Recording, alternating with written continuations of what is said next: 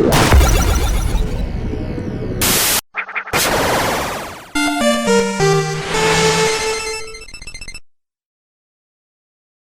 morning, good evening, and good day to whenever you're watching this. Hello, G1s. It's Tom the Iron Man back here for the G1 interview for G1 Features exclusively on ScrewAttack.com. Now, today I have also another G1 who also hails from the Netherlands, not too unlike Mad Hero. He is Gear12. Sir, are you there?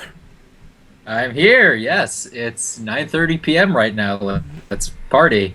Let's party, get down, get groovy, get wild. With the wonderful club music. Now, is it still daylight over there, or is it just the lighting in your room? Oh no, it's been dark for about 2 hours. Is that a window like right above your right shoulder, or is that just a part of the architecture? What?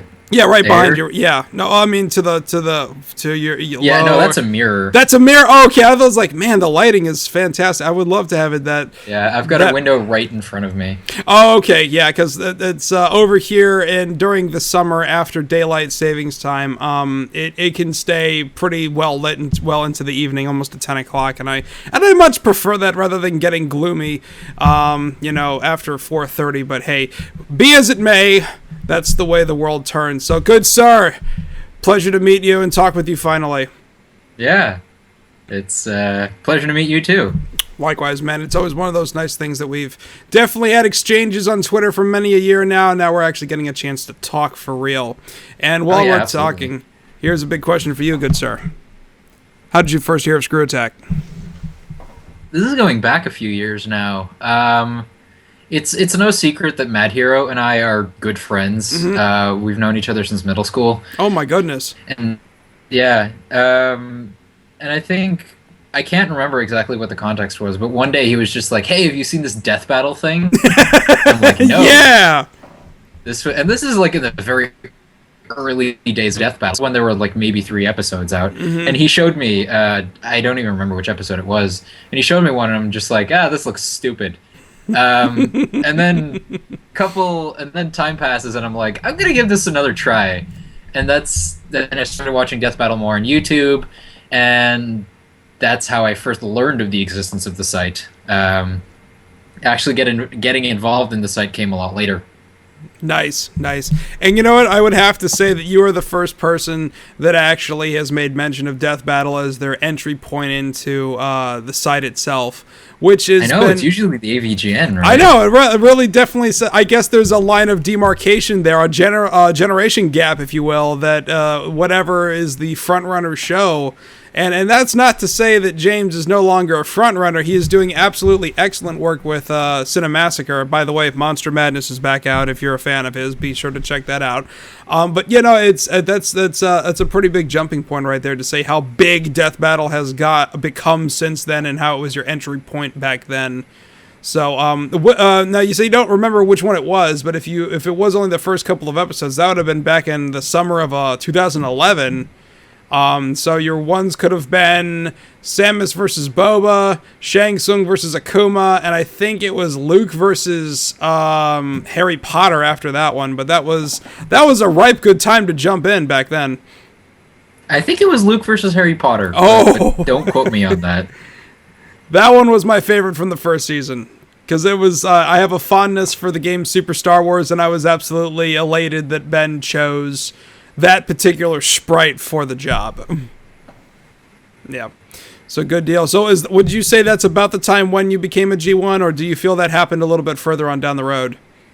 My official joining of the site didn't happen until 2012, when Mad Hero and I went to China for 2012, best year for it. And we sort of, like, he'd been talking about Screw Attack for a while, and he was just like, we should do, like, sort of a write-up thing. And I'm like, that sounds awesome. I love writing. I mean, I'm an English student. I kind of have to. So we spend hours and hours going back and forth on Skype just talking about this, and he was super busy, so I ended up editing it and doing the formatting, having no idea what I was actually supposed to be doing, because I had never used the site before. So I made an account, and that was like my first post on there. Oh, wow. How about that? Now, Oh, I'm was, sorry. I think, Go ahead. November of 2012. Okay, so well into the version 5 days. Now, what do you have any recollection of what the thing that you wrote, the thing that you posted? Yeah, it's.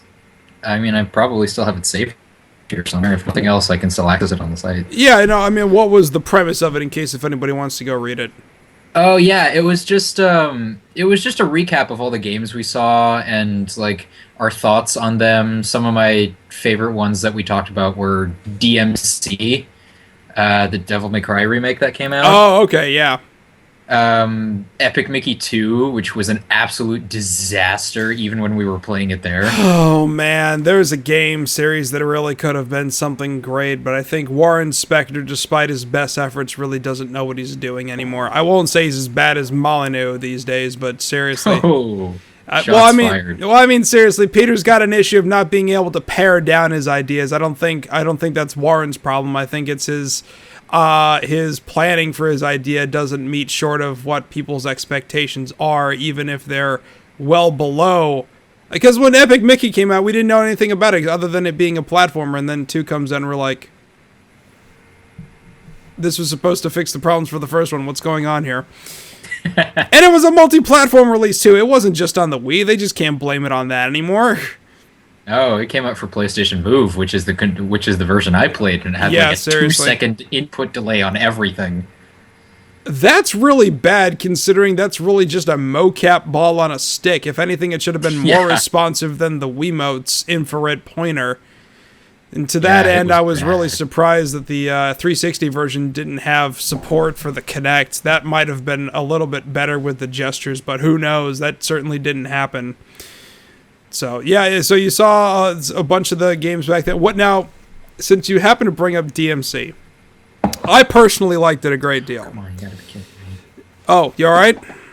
Yeah, it's just the call dropped out for a second. Okay, no, you're here. You came back. Groovy.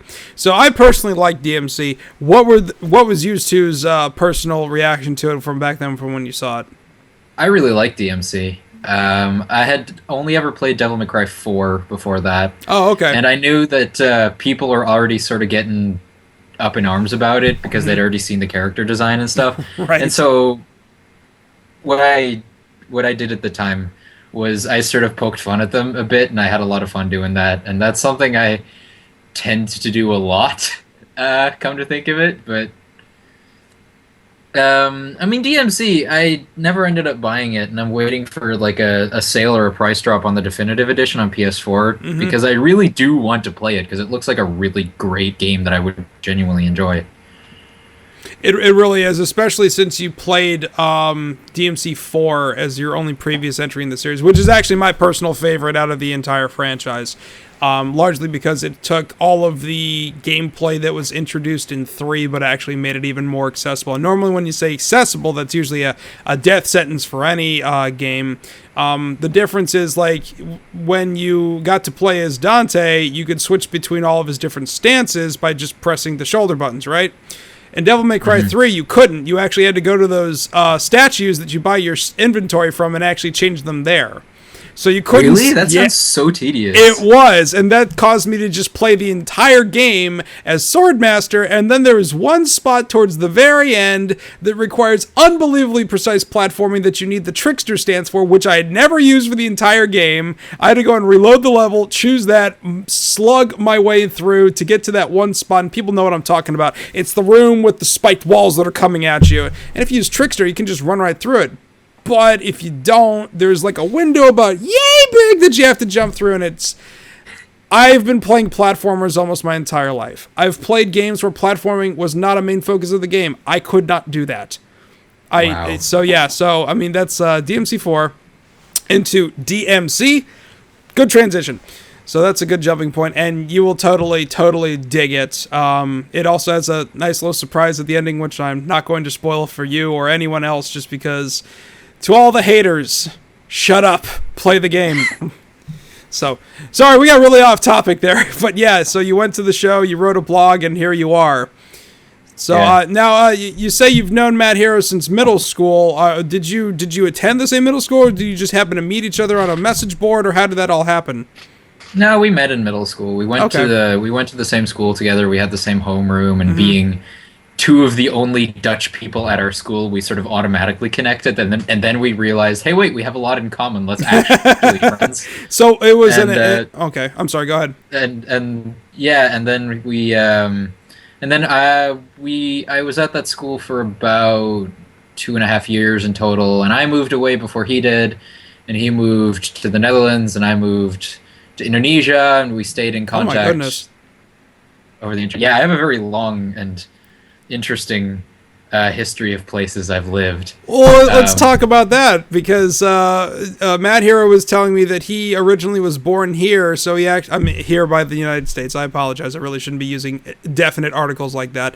But he was born in the United States, so he actually has dual citizenship, and he did some country hopping as well before landing in the Netherlands. So you said you were here and then Indonesia? I was born in the Netherlands. Okay. Where I lived until I was about 6 years old. I started my proper schooling in China. That's where I did first grade. My goodness. Yeah, first to fifth grade. And halfway through fifth grade, I moved to Malaysia, which is where Mad Hero and I met. And after Malaysia, I moved to Indonesia, where I did my high school, and then I moved back here to go to university. Oh my goodness. So I mean, I take it was at international schools for all of these times when you were settled down. That's why you can't tell that I'm a Dutch person when I speak English. Yeah, exactly. Because I was saying there's not much of an accent to pick up on, which is the same thing that I found out with Mad Hero. And of course, I asked the very stupid, stereotypical American question of where did you learn to speak English? And I was like, oh my goodness, I had no idea. You know, I mean, that's pretty fantastic.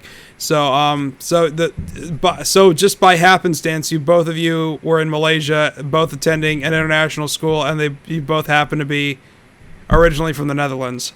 Yeah, that's wild and crazy. That's really awesome. So I mean, to think about it, if that happened 20 years ago or even 10 years ago, keeping in touch would have been just exclusively email. But you guys were well into the age of Twitter by then. That must have been a godsend for keeping in touch. Absolutely, yeah. And I mean, I didn't join Twitter until probably I was in high school, but we did the email thing for a while, and we went back to the Netherlands often enough where like we got to sort of, you know, meet each other in person again. So and nowadays we're like mostly on Twitter, even though like we have each other's email addresses, we have each other on Skype, we have each other's phone numbers. No, it's Twitter.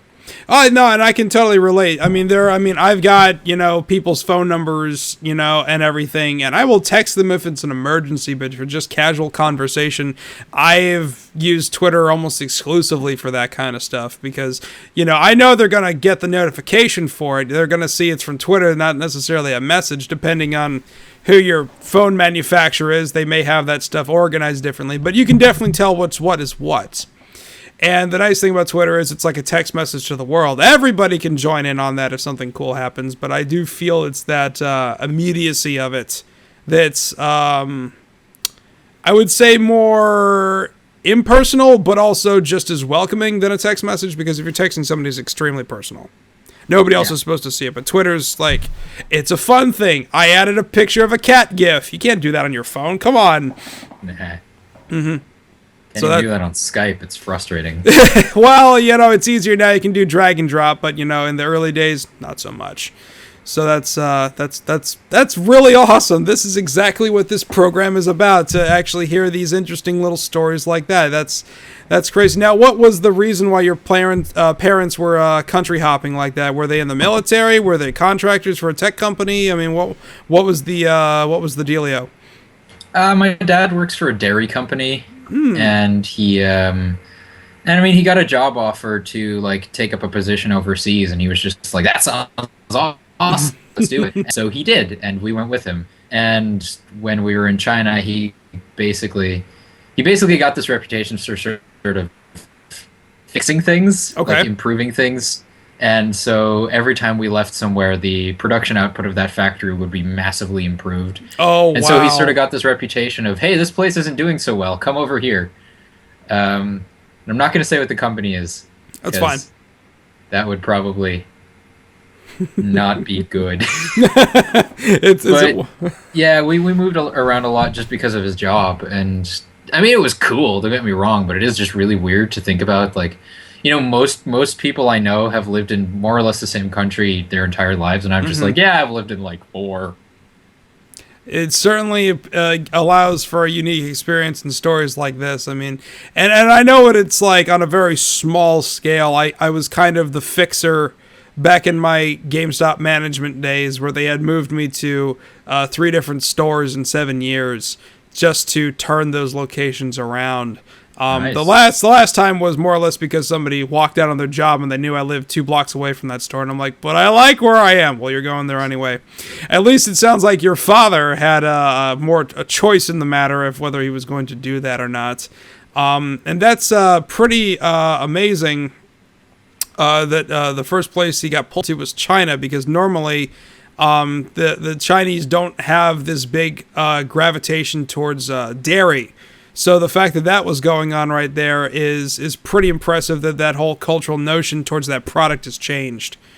Yeah. Well, really, it depends. Like, they don't produce everything in every factory, and so some countries are more focused on some products. Like Indonesia also doesn't have a very big emphasis on dairy. Right. So the main things that were produced there were condensed milk and baby formula. Oh, for like international shipping. No, for local sales. Oh, okay. I'm sorry. I was just thinking like condensed milk. You don't typically like use that unless if you're like baking or something like that. Well, not everyone has a fridge there, and condensed milk lasts very long, and you can just add like water to it and stuff. I am such an idiot. Yes, I was like, no, that just shows you my level of exposure of it. So when you buy it for this reason. I completely forgot that it actually keeps because it's canned. Duh, that's my fault. And full of sugar. Oh my goodness, yes, that is. If milk is not sugary by nature, but when you do that, it is. My goodness, that's pretty cool. So, getting back towards the site a little bit, what's your current favorite show on there? In Bob We Trust.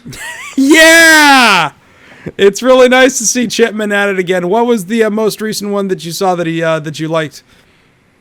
Oh God, I haven't watched it in a while just because I've been super busy.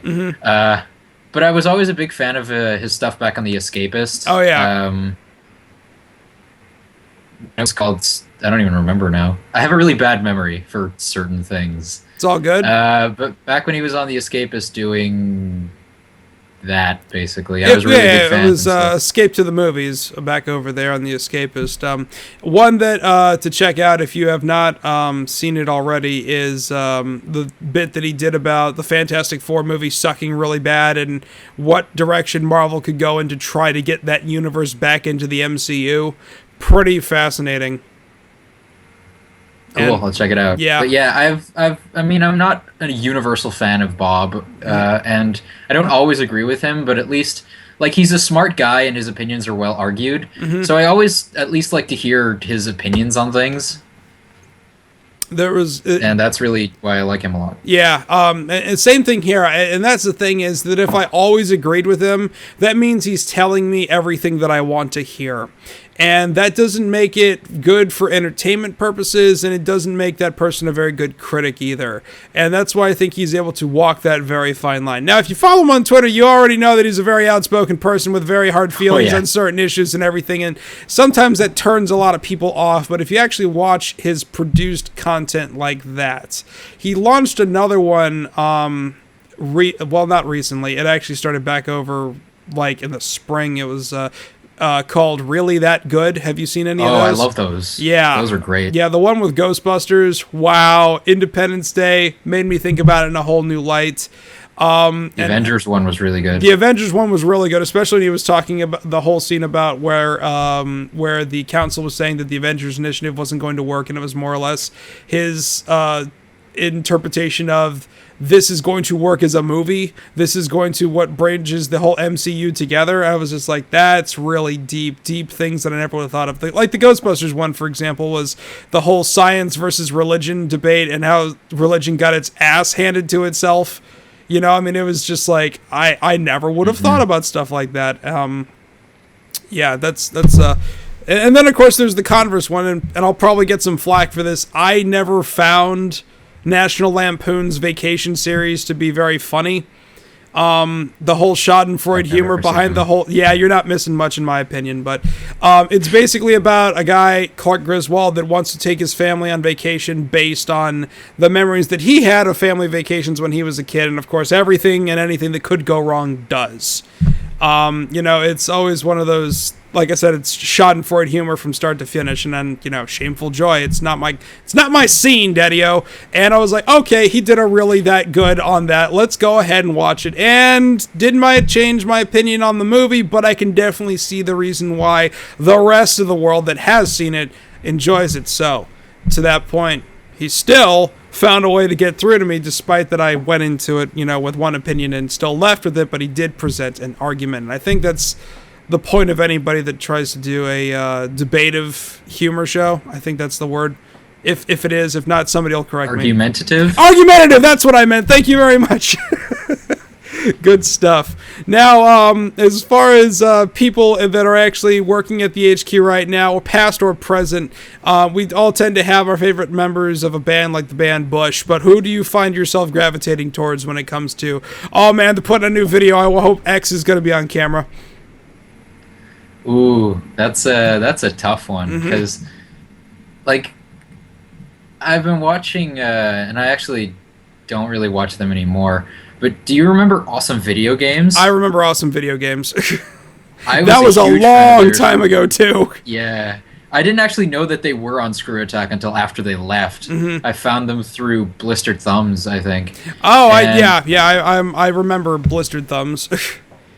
And I don't really watch their stuff anymore, just time-consuming, but I still consider myself a fan, and that's actually where the turbo part of my Twitter handle comes from. Is they have like a subscription that directly funds the show that they used to buy camera equipment and stuff like that, called the Turbo Club, and that's where that comes from. Oh, okay. So I guess it would have to be them. I mean, there's a long list. I mean, Jared is a popular choice because Jared is freaking awesome. Well, that's a lot of polls that we have had. Revulsive and Mad Hero both dinged Jared for that, just because he was there for a very specific reason, and when that reason was no longer around, he was able to adapt and become one of the most what's the word I'm looking for? Prolific members of the HQ. For the time that he was there, he left a hell of an impact, and he was really only there, if you want to think about it, for 3 years. That's more than most people have been there for a chunk of time. Like Jose was there from first shout, and I would dare I say that Jared left a bigger impact when he left. Nothing against Jose, he did a magnificent job with the Puntos and all of his COD videos, but versatility. Thy name is Jared. Oh yeah.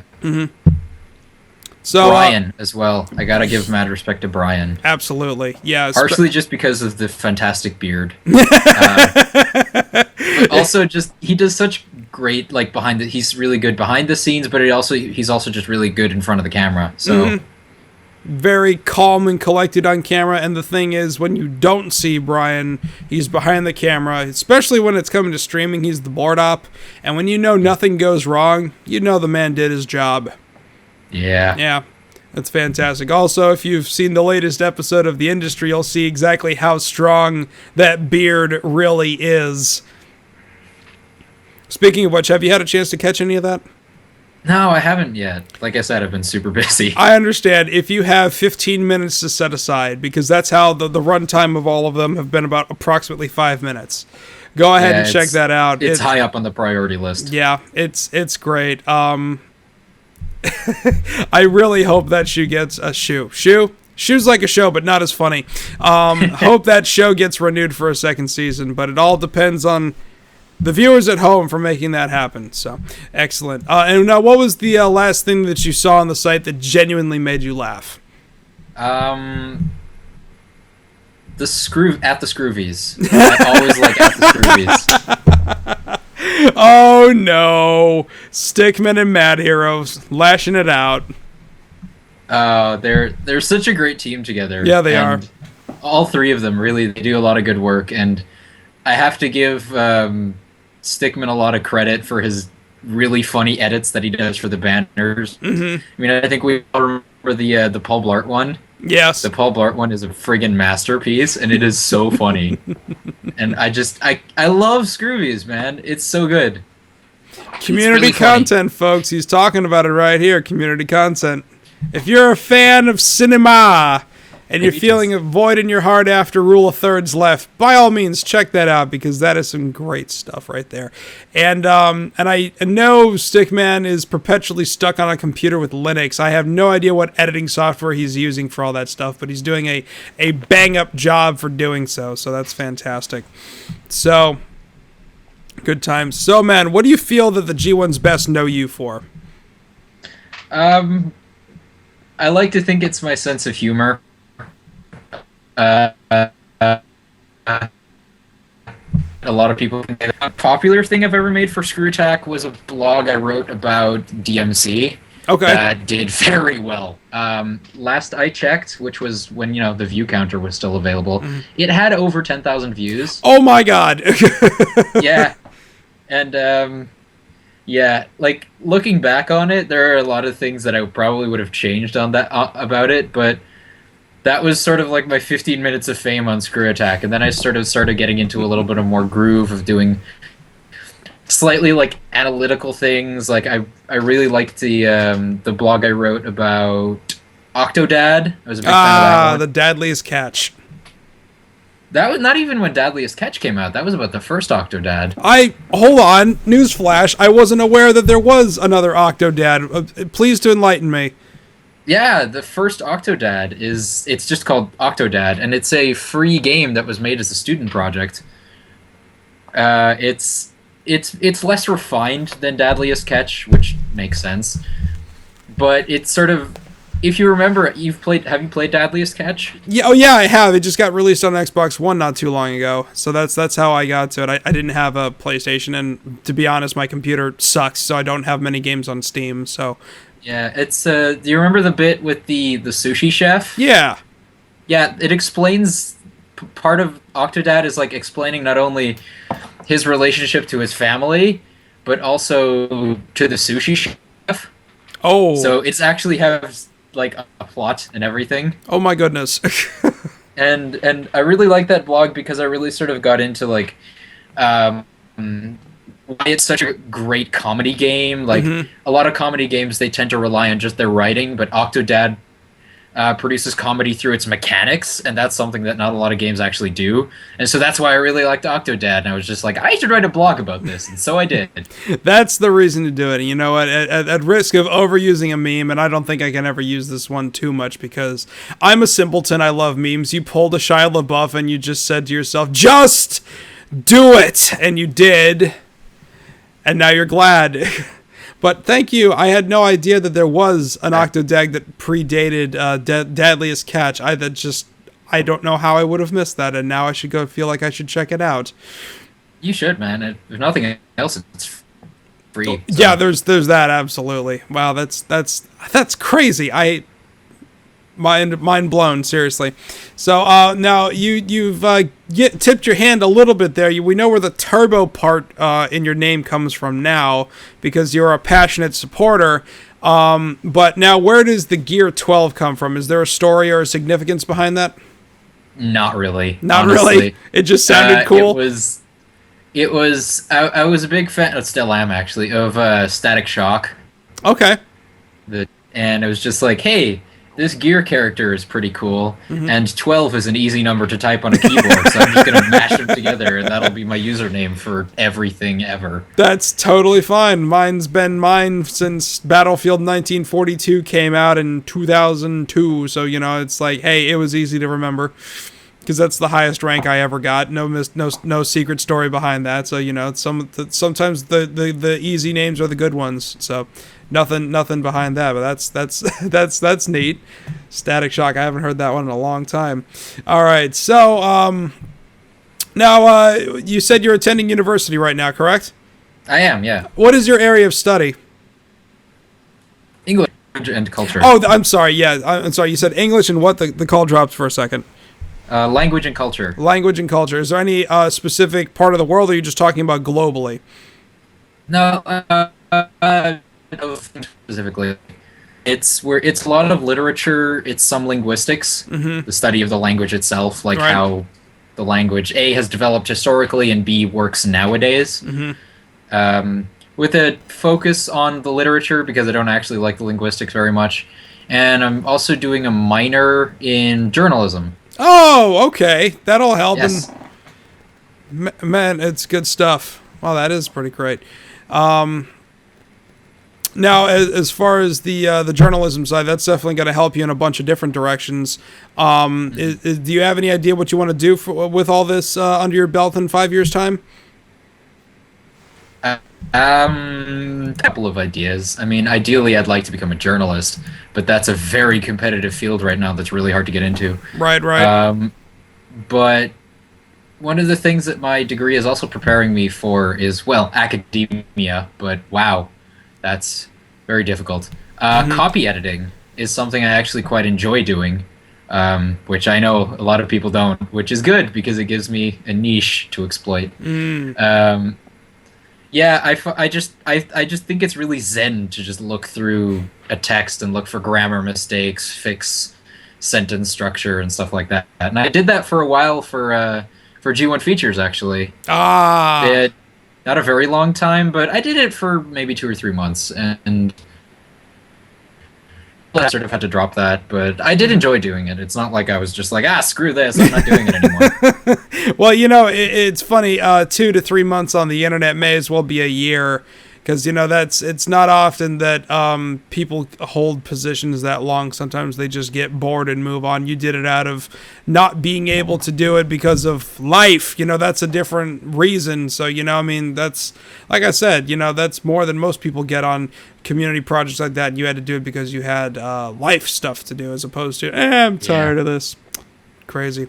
So that's now that's cool stuff right there about the being able to catch grammatical stuff and do it in such an efficient fashion.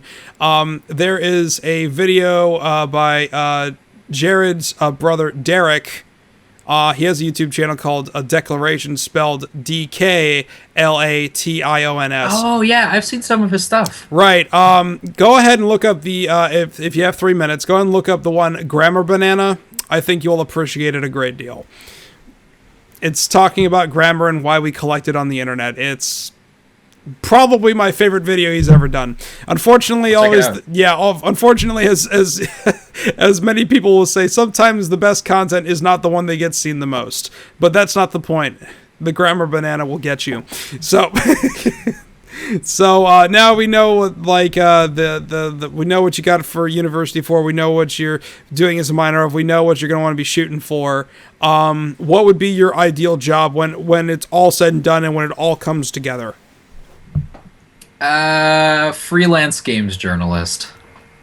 That's a field that's never going to go away. Who would you like to? So, I mean, you say freelance, working for yourself, or do you find yourself handing out business cards at E3 saying, "Hey, I'm available"?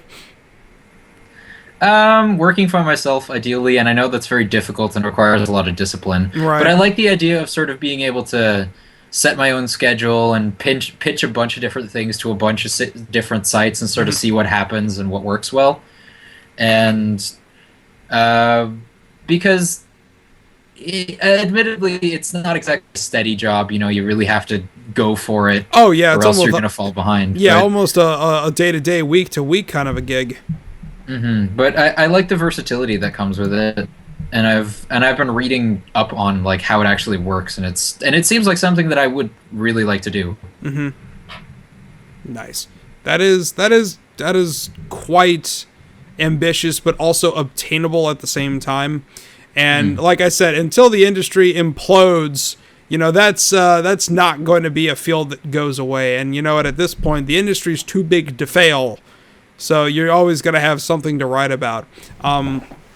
If you haven't done so already, I would, in addition to the blogosphere on Screw Attack, if you haven't had yourself a WordPress blog registered yet, I would strongly encourage you to do so you can at least say, if somebody asks you, do you have a blog space, you can point them and say, yes, I have one here and I have one here, and that really gets people's attention right off the bat. I already have done that, actually. You do? Well, never mind. I'll just shut Twitter right bio up. and everything. I'm a bad interviewer for not checking that out. So please, I'm going to go throw up a link up right here, and we're going to go ahead and everybody's going to go follow that, and they're going to bookmark it, and it's going to be a good time because that's the reason. Yes. Wow, I apologize. That's my fault. So, do you have any gaming guilty pleasures, sir? Oh, dear. I have a lot of those, actually. I also have a lot of TV guilty pleasures. Let's hear them. Let's hear them. Oh, God. I watch mostly terrible TV nowadays. Is that the new network, Terrible TV? Sleepy Hollow. Oh, boy. Yeah, I recently finished season 1 of that, and it is all kinds of cuckoo bananas, and I kind of love it. I'm still very much on the Supernatural train as well, which hasn't been good for about 5 seasons. Yeah, but I watch it anyway. Yeah, Miss Shelby. But gaming guilty pleasures. Currently, Earth Defense Force, Insect Armageddon. There's nothing wrong with EDF. I'm glad to hear that you agree. I'm in complete agreement. They're not exactly that well designed. No, they're not. No, the first one actually had the shoulder buttons to jump, and I was like, what is this nonsense? Yeah, boy. There's a new one coming out for PS4. Hopefully sometime. I'm quite excited for that. So I had no idea. There was 2017 that was on the 360. Then there was Insect Armageddon. And then there was one more after that. I had no idea that there was a 4th one being made. That's actually pretty awesome. Yeah, it's already out in Japan since like March, but it's coming to the West sometime later this year. Gosh, Japan, you always get the games first! Wow, I mean, that's I'm going to have to go and look that up because I had no idea. Now, going back to Supernatural for a hot second. I was told by Miss Shelby Easton that series was supposed to end after the 5th one because that's where the original writers had agreed to done that, and that's when it really hit its stride. If you can give to the viewers at home an analogy of how it was for those first 5 seasons versus what it is now, how could you best describe The Fall from Grace? Chaos. Oh, dear. Chaos comes to mind. Because for the first 5 seasons, they sort of had they had their ongoing plots per season, and then they decided to make it complicated, and it didn't work at all, and the villains sort of ending more silly, and it started becoming like weirdly self-aware, but not in a good way, to the point where I think in season 7 or 8 they had the villain. Took on the human form, and his name was Dick. And you have this, you see him on TV, and he's giving like a speech because he's pretending to be a politician or something, and it just says "The Rise of Dick." Yeah. That's about as ridiculous as what's been going on with our politics over here about the people campaigning in North Carolina where some 18-year-old kid put himself on the ballot as D's Nuts and people were taking it seriously for about a whole news cycle. D's Nuts is leading the polls in North Carolina. I'm like, this is happening. This is why the rest of the world is laughing at us. Oh boy. So the Rise of Dick. Yep. Wow. So you said EDF, and I'm on your side that game is not trash, even though it's ridiculously silly and over the top, and the encompassment of almost every one of those monster horror movies from the 40s and the early 50s. Oh, yeah. Yeah, it's so bad it's good that it's bad that it's amazing. Anything else in that realm? Any other games outside of that genre? Oh, boy. I mean, I like to tell myself that I play mostly good games, but I play a lot of Bloons Tower Defense 5. Nice. It's a great game that you can just sort of have running in the background and check in on every now and then, especially when you get to later levels and you're your tower defense setup is just so good that you basically don't have to pay attention, and the levels are and there's so much stuff coming at you that each round will take like a good 10 minutes. So you can just click off, do something else for a while, and then check back and I've won to the next round, and I have about 14 hours clocked on it, which for me is a lot because I have a lot of games on Steam. That's pretty crazy. Kind of, I kind of get that same level of satisfaction as when you set up a garden in Plants vs. Zombies and you can just sit there and you just hear tink, tink, tink, tink, tink, tink, and you just know everybody's doing their job. Unfortunately, the satisfaction doesn't last as long as a tower defense game because you got basically a scant 5 minutes before it's time to move on, which I always found to be frustrating. Let me take joy in the fact that there's so many zombies getting slaughtered on screen that the frame rate is dropping. Let me enjoy that! So, any more games come to mind? Oh, I know how that feels. Indeed. I mean, this might get me some angry messages. All right. Assassin's Creed. Okay, is this based on before Revelations or after Revelations? Or is this just the whole franchise? After Revelations. Okay. After Revelations, mostly. I mean, I fully acknowledge that Assassin's Creed 3, not great at all, let's be honest. 6 out of 10 at best. But, I mean, I played that thing through, and I did, like, the side missions. I went hunting in my free time. And I mean, Assassin's Creed 4 is really good, but, like, I'm at the point now where it's just, like, I'm seriously considering buying Unity, and I don't really know why. Because Unity is quite awful, apparently. But yeah. They actually, as one of the patches to reduce the frame rate problems that people are experiencing, they actually removed a sizable portion of Paris out of the game just to keep it stable. And I've been to Paris before, and I was like, let me just see the topography. Let me just see a map of this. And I'm like, oh, that's not good at all. That's like, it's like, I was just like, why the F would you do that? If anybody's ever actually been there or can look at a map, you'll know what's missing. So, yeah. Although I have heard good things about Assassin's Creed Rogue, which is ironic that the Gen 7 version outshined the 8th when it came to, I don't know, being a good game. Yeah, because Rogue, and I didn't play Rogue because I don't have a 7th gen console anymore. I mean, that was just basically more Assassin's Creed 4, and can't really argue with that. Assassin's Creed 4 was great. Everybody wants to be a pirate. Oh, yeah. Yes. So, yeah, and any other TV shows outside of Supernatural come to mind? Because I never really would have thought about Supernatural as being a bad show, but it has become one over the years. Anything else that springs to mind? I'm definitely going to get some angry... I know people on Twitter who actually do like this show, so I might get some angry messages. Flame shield up. Sword Art Online. Oh my gosh, that seems to have the most polarizing opinion about whether that show's good or not. See, the way I think about Sword Art Online is it's like a train wreck in the sense that it's really quite awful, but I can't look away. Like, I started watching that on Netflix, and then I didn't stop, and now I'm keeping up.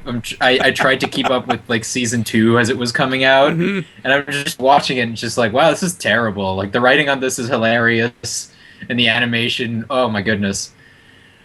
But I can't stop, and it's not good. It is really not good. And some people will disagree with me on that. Fair enough. I personally think it's terrible. But oh my gosh, you know, and it's that much harder to walk away from Netflix. I can't remember approximately when they did it, but I want to say maybe it was in 2011. No, it definitely was because I remember ironing shirts. When they introduced and the reason why I say ironing shirts was I was a manager of a suit store. I was watching Top Gear, and then all of a sudden it said during the credits, launching next episode 3, 2, 1. I was like, what is this? Are you trying to keep me in front of my couch all day? You know, you have a show like that queued up, you go right into another one. So if you're into bad shows, it just keeps you there because you can't stop, literally. That's just... Anyway, guys, everyone's entitled to his or her opinion. Please do not send nasty grams. You can yell at me instead. All right. So, what are your current games that you're playing? Did you have any time to log anything that's come out within the last couple of months? Yeah, I've been. I recently bought Pokemon Alpha Sapphire. Oh, nice. Finally, because that went on sale for once in a blue moon. Yeah, seriously, it's uncommon to hear a Nintendo game ever go on sale. Mm-hmm. And I haven't really played much of that, mostly just because I've been busy. Right. So the two games that I haven't played a lot of, because they're really like quick to start up and you can play them very easily, right, are Alpha Bear and Fallout Shelter. Yeah, Fallout Shelter will ruin lives. I can totally relate to you on that one. But what's the you said Alpha Bear? Yeah, Alpha Bear. I'm not familiar with it. Spry Fox. I don't know if you know Triple Town. Nope. Please to enlighten me. Okay. Admittedly, I don't know much about Triple Town. No. I mean, but like Alpha Bear. Yeah. Is kind of like a word game. It's kind of like Minesweeper crossed with Scrabble. Oh. In the sense that, yeah. Yeah, that sounds interesting. You have like a board, and some of the letters are revealed, and then you form words with the letters on the screen, and then the letters that you use disappear off the board, and the letters around them get revealed, so you can make more words and stuff, and longer words get more points. Certain letters are worth more than others. And after every level, you unlock a bear. Okay. And these bears are all they're like little tiny cute little bears in like costumes. Mm-hmm. So you have like the ninja bear. There's a bear with like a top hat called the Four Bear. Four Bear. It's like Foreman, but Four Bears. Right. You got like your mommy bear, your vampire bear. There's a whole bunch of bears. I have a Yeti bear. And each of them has like a different effect. So you have like one of them gives you bonus points for every 4-letter word you make. Mm-hmm. There's bears. I think the zombie bear makes Z's stay on the board longer. Oh. Yeah, there's so many of these different bears, and then you select up to 3 of them for every round you play, and they have different effects for scoring and stuff. It's really kind of cool. That actually... Now, what platform is this on? Is this on... It's a mobile game. It's a mobile? Android and iOS. Okay, hold on. I'm going to look this up right meow. All right. Alpha Free to Bear. play. Oh, see, even better. Yeah. I'm getting it right now. Got it. Okay, so that's in my download queue. I was fascinated to hear about new stuff like that. So, Alpha Bear. I'm gonna go ahead and tweet at you later on with some pictures about it then. So, and now, what is your all-time favorite game? That is a terrible question, and I hate you for it. Because that constantly changes. Okay, what is it at this very moment then, so we can't be holding you accountable 5 years from now when something else supersedes it? Admittedly, it's been this one for a while. Spec Ops: The Line. Oh my goodness. From Yes. Jaeger. It's fantastic, really. To say that there's nothing wrong with it would be a lie, but there's things wrong with it on purpose, and that's really what makes it work. Like, I could and have written essays about Spec Ops: The Line, so... Probably from a narrative standpoint and not so much from a gameplay one. I've combined the two. Oh my goodness. Oh, okay. Yeah. Wow, because that's a hell of a pick considering that game came out and there was a lot of... Well, it wasn't met with the praise that it should have gotten from what kind of a story it was trying to tell, because it's skin deep. It was just like, okay, what's this all about? You know, are they trying to do Apocalypse Now, more or less? It's like, well, okay, let's go even further back. It's supposed to be not Apocalypse Now, it's supposed to be Heart of Darkness. Apocalypse Now is just Heart of Darkness set in a Vietnam setting, and so forth and so on. Why is the gameplay so rough around the corners? What are these flashbacks? Why are we having all these things? What are these dreams about? people missed the point, and a lot of people started to catch it on the second bounce. And is that what happened with you? Did you totally get it the first time you played it? Well, it helped that I had sort of already, like, I didn't buy it when it came out. I bought it a lot later, and I had already sort of read a bunch of people's thoughts on it, and so I already sort of knew what it was about. So it didn't have like the desired effect on me. Admittedly, I didn't know the details of the white phosphorus scene. All right. So that was like a big deal. But it really helps that I was also like, was and still am. I really like Heart of Darkness, the book itself. And so I like comparing the two, seeing what works, what doesn't. And God, Spec Ops is just such a fantastic game. I also really like Bastion a lot. Oh my goodness, yeah. That's a phenomenal game. Yeah, I have the soundtrack. What an incredible soundtrack at that, yeah. You know, a funny story, Felicia Day, are you familiar with her? Yep. Okay, she actually was best friends and went to high school with the lead developer on Bastion. Really? Yeah, small world, huh? Cool. It wasn't until she was playing the credits that she found out what was going on. She was like, that son of a bitch made a game and didn't tell me. Yeah. Yeah, wild stuff. Bastion, great game. And you know what? To that end, folks, you've probably heard about Bastion, but you should also take the time to go ahead and check out Spec Ops The Line. It goes on sale on 360 extremely often. I'm pretty sure it does on Steam as well. You've got no excuse. Please go ahead and check that out, because I didn't get it the first time I played it, much like I didn't get Hideo Kojima's point about Metal Gear Solid 2 and what he was trying to tell there. And you went into it knowing what to look for, but I don't think that lost the impact off of it going into knowing all that stuff. I think it just... Did that just enrich the experience for you since you knew what you were looking for? Okay, see, all these things, like extra credits did a huge exposition on that. I don't think that's going to ruin it for anybody just to go ahead and play the game immediately afterwards, so... That's a hell of a choice, dude. I commend you for that. A lot of people are giving me stuff like Final Fantasy and all that stuff that, you know, that would have been of my generation growing up with, and you just threw a huge curveball at that. So that's absolutely fantastic.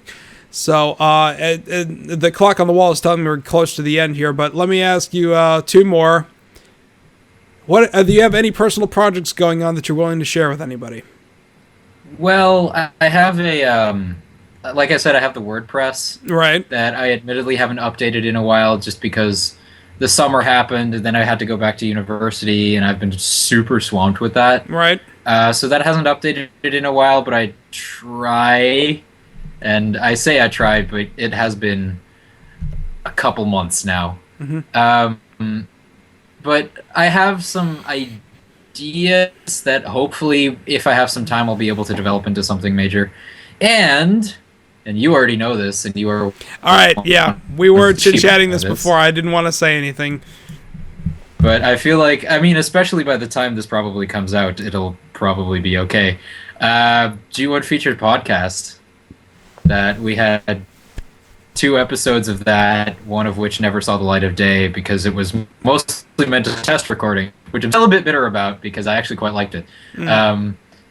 And that's coming back. We recorded an episode of that, and we're going to be editing that pro and hopefully have it out by this weekend. Oh, that's fantastic! So that's fun. And I love podcasts in all forms, so I'm very glad to hear that's being revived and going to have other people doing that on the site here again. So flippin-tastic to hear about that. So, any parting words for the G1s about the real you? Talk to me about Shakespeare. I really like Shakespeare.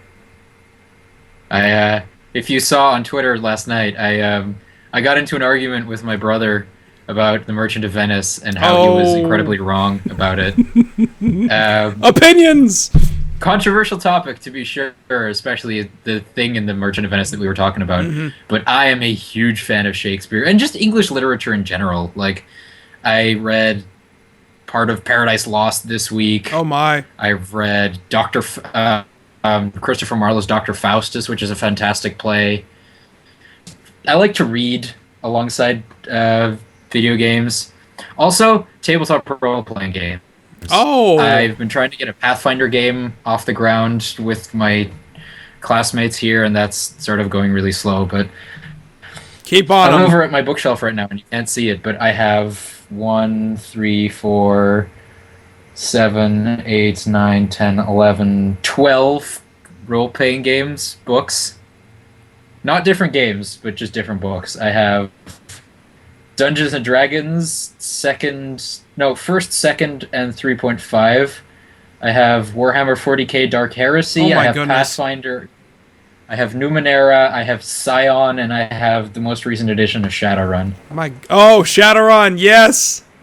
That's fantastic. That's quite an assortment you got there. And Yes. since you brought up Shakespeare and everything, sidebar, 2 questions to that. There's been a long-standing conspiracy that Francis Bacon was actually using the Shakespeare as a pen name. Do you believe in that at all? Oh, fuck no. Okay, that's all I needed to hear.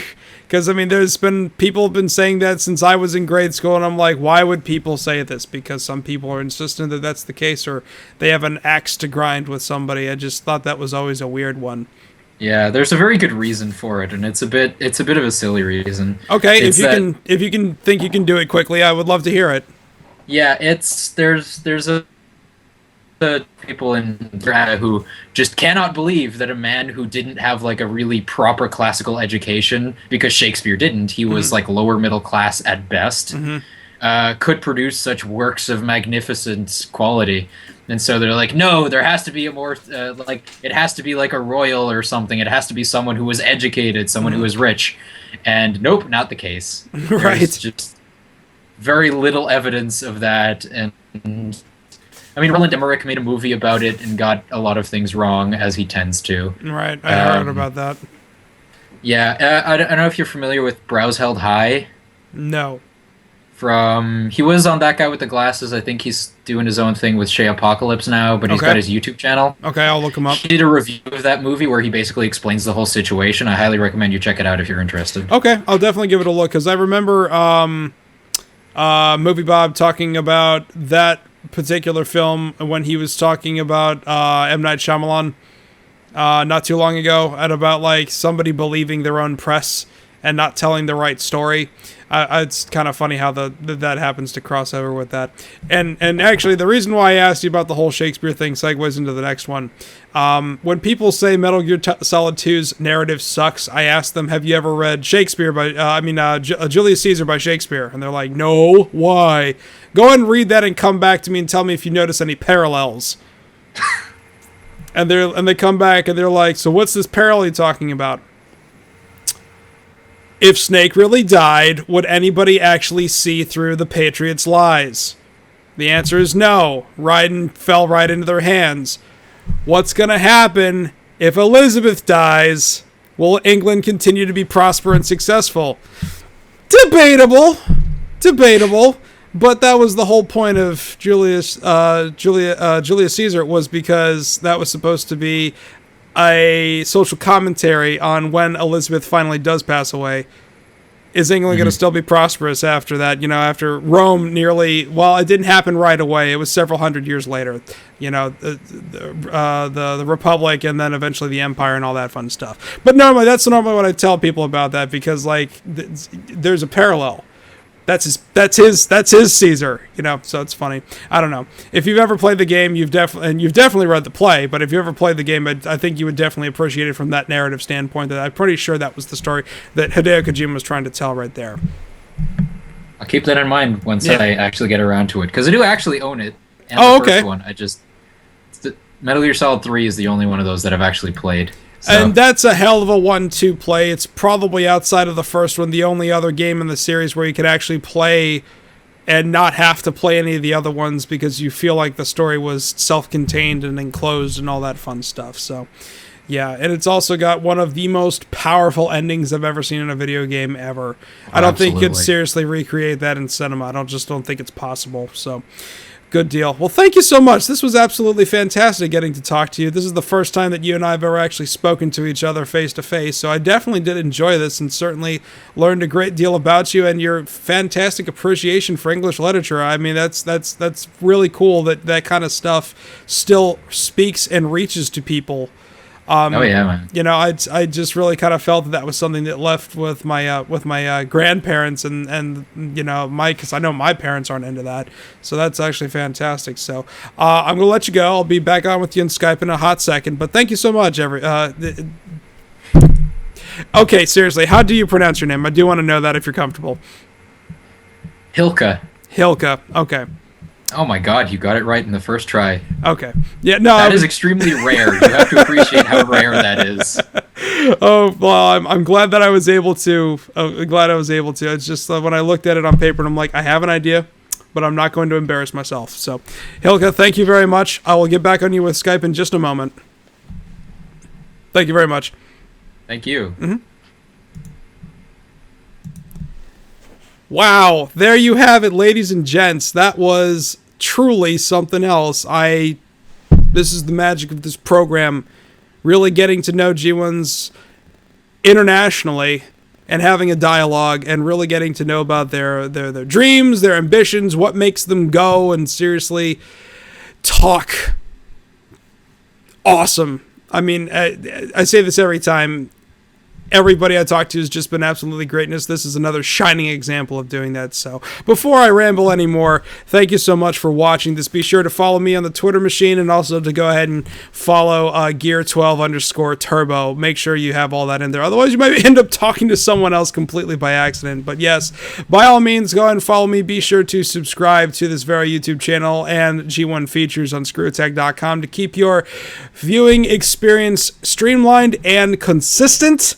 And you definitely heard him. He said he's bringing the G1 Features podcast back. So you better, God damn it, go ahead and subscribe so to keep in touch with that, because I love podcasting in all of its forms. It's the closest thing we'll ever get to proper talk radio that's not politically or sports driven in this world anymore.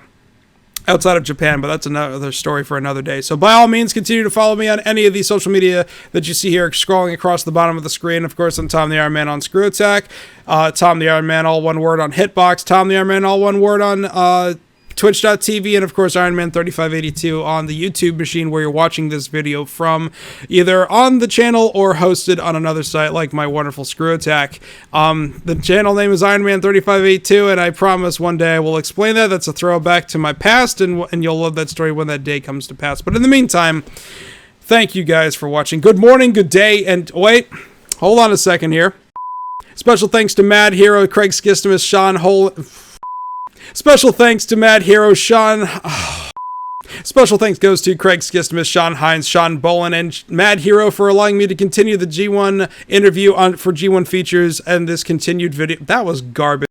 Special thanks goes to Craig Skistimus, Sean Hines, Sean Bolin, and of course Mad Hero for allowing me to continue to do the G1 interview in video format for G1 Features. Guys, thank you so much. Good morning, good day, and good evening to whenever you're watching this, and we'll see you here next time on the G1 interview exclusively here on screwattack.com. Take care, guys.